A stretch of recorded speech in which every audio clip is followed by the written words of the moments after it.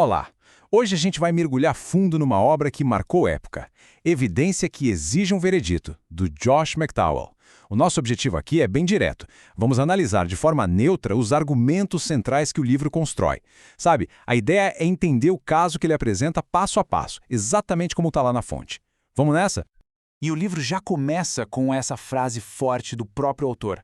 Isso já dá o tom de toda a investigação. A proposta não é uma fé cega, de jeito nenhum. É sobre encontrar uma harmonia entre a fé, a razão e o intelecto. É aquela busca por uma certeza em que o coração e a mente andam juntos, sabe? E essa busca leva direto para a pergunta central que o McDowell se propõe a responder. Será que para crer é preciso deixar de lado a lógica, as evidências? O livro todo é basicamente uma grande resposta a essa provocação. Ele defende que a fé cristã, longe de ser um salto no escuro, é na verdade um passo bem fundamentado em evidências históricas e racionais. Ok, então por onde a gente começa? Bom, o ponto de partida de qualquer investigação histórica são os documentos, certo? O McDowell propõe que, antes de mais nada, a gente precisa saber se os textos que temos hoje são confiáveis, se eles batem com os originais. Essa é a fundação, a base de todo o caso que ele vai construir. Olha só que interessante. A tese do livro sobre a composição da Bíblia fica bem clara aqui. O ponto é que não se trata de um livro comum. Pensa só, são mais de 40 autores, de origens completamente diferentes, de reis a pescadores, médicos e profetas, escrevendo ao longo de 1500 anos. O argumento central é que, apesar dessa diversidade toda, o texto mantém uma unidade de mensagem impressionante, algo que o livro apresenta como um desafio para uma explicação puramente humana. Tá, mas como é que esses textos foram preservados por tanto tempo? O McDowell detalha o trabalho super meticuloso dos escribas judeus. Eles não só copiavam o texto, eles o reverenciavam. Era um processo quase ritualístico. Eles contavam as letras, as palavras, uma única falha, um errinho e todo o manuscrito era descartado. O ponto levantado aqui é que esse nível de cuidado extremo garantiu uma transmissão do texto absurdamente precisa.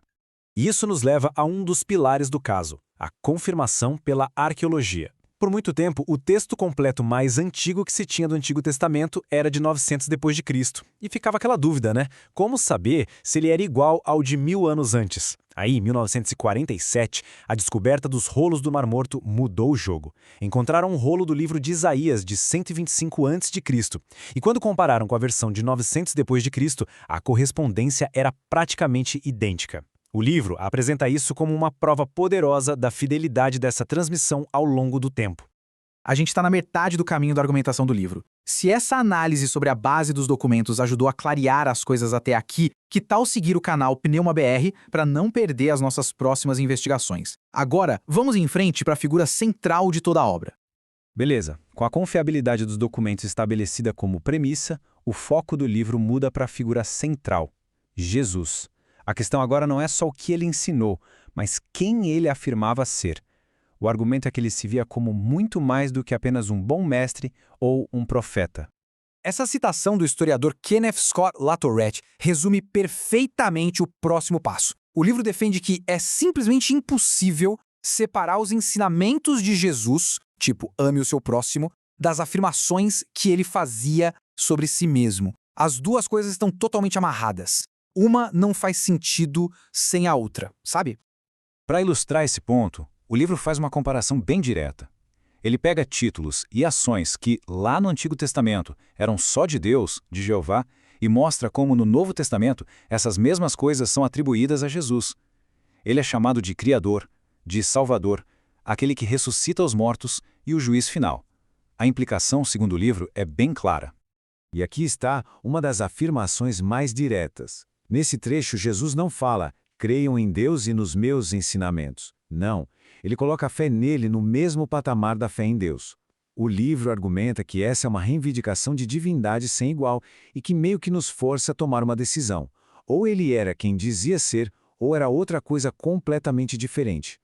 Agora a gente chega no clímax do caso apresentado pelo McDowell. Ele argumenta que tudo que a gente viu, a confiabilidade dos textos, as afirmações de Jesus, tudo converge para um único evento. Um evento que valida ou invalida todo o resto. A ressurreição. Para o livro, isso não é um detalhe, é a fundação de tudo. E o livro constrói o caso para a ressurreição de uma forma bem lógica, quase como um advogado no tribunal. Primeiro, a tumba vazia. O McDowell argumenta que amigos e inimigos concordavam que o corpo não estava mais lá. Segundo, a falha da refutação. Pensa bem, se a história da ressurreição fosse mentira, o jeito mais fácil de acabar com ela seria mostrar o corpo, mas isso nunca aconteceu. E terceiro, e talvez o mais forte, a transformação radical dos discípulos. E essa transformação é apresentada como uma evidência psicológica mais poderosa. A gente vê um grupo de homens que, depois da crucificação, estavam escondidos, morrendo de medo, desmoralizados. O Pedro, que era o líder, chegou a negar que conhecia Jesus. Dias depois, esses mesmos homens estão nas ruas de Jerusalém pregando corajosamente a ressurreição, dispostos a enfrentar prisão, tortura e morte. O livro pergunta o que poderia causar uma mudança tão drástica, tão repentina, se não um evento real e transformador. Este é o coração do argumento: o túmulo vazio, a ausência do corpo e a transformação dos discípulos. O livro coloca isso como a evidência mais forte. Qual parte desse argumento de 3 passos soa mais convincente? Deixe uma opinião aí nos comentários e aproveita para ativar as notificações e acompanhar os próximos conteúdos.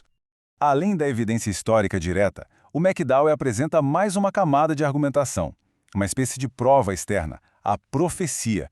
Ele se baseia em estudos que analisam as profecias do Antigo Testamento e como elas teriam se cumprido na vida de Jesus, olhando para a questão pela ótica da probabilidade matemática. O livro cita o trabalho do matemático Peter Stoner, que calculou a chance de apenas 8 profecias específicas se cumprirem por acaso na vida de uma única pessoa. O resultado que ele chegou é esse número astronômico aí, uma chance em 10 elevado à 17ª potência. É um número tão grande que a nossa mente nem consegue processar direito o que ele significa. Então, como é que a gente visualiza um número desses? O livro dá uma analogia para ajudar. Ele pede para a gente imaginar que marcou um único elétron e misturou ele numa massa de outros elétrons tão gigante, mas tão gigante, que levaremos trilhões de anos só para contar todos eles. A chance de encontrar aquele elétron marcado por acaso seria parecida com a probabilidade calculada pelo Stoner. A tese, portanto, é que o cumprimento dessas profecias não pode ser só coincidência. E assim, depois de passar pelos manuscritos, pelas afirmações de Jesus, pela ressurreição e pelas profecias, o livro nos leva à sua conclusão. Ele apresenta todas essas linhas de evidência como se fossem peças de um quebra-cabeça que, quando juntas, formam uma imagem coerente. Essa citação do livro é talvez a mais direta e impactante de todas. Ela quer destacar a singularidade da alegação central do cristianismo. Enquanto os túmulos de outros grandes líderes religiosos e filósofos são lugares de veneração de seus restos mortais, o cristianismo se baseia fundamentalmente em um túmulo que, segundo os relatos, ficou vazio. E isso mostra a diferença crucial que o livro quer apontar. E no final, o título do livro se torna uma pergunta direta para quem acompanhou a análise. A obra não quer forçar uma conclusão, mas sim apresentar um conjunto de evidências e pedir um veredito. Depois de percorrer todos esses argumentos, a pergunta que fica é essa: diante do caso apresentado, qual é a sua conclusão? Qual é o seu veredito? A reflexão fica em aberto.